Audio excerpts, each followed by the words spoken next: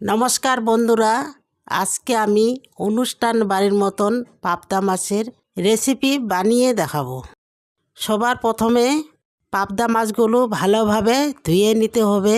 তারপর লবণ হলুদ দিয়ে মেখে নিতে হবে। এরপর কড়াইতে তেল দিয়ে মাছগুলো এক এক করে দিয়ে ভেজে নিতে হবে।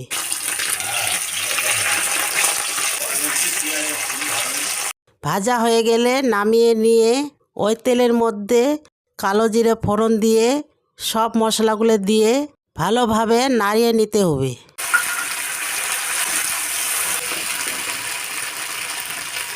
এরপর স্বাদ মতো লবণ হলুদ লঙ্কার গুঁড়া দিয়ে ভালোভাবে নাড়িয়ে নিতে হবে। তারপর পরিমাণ মতন জল দিয়ে জলটা ফুটিয়ে গেলে মাছগুলো দিয়ে দিতে হবে। এইবার 2-3টা কাঁচা লঙ্কা দিয়ে 10 মিনিট ঢেকে রেখে নামিয়ে নেবেন। আমার এই ভিডিওটি যদি ভালো লাগে অবশ্যই কমেন্ট করে জানাবেন।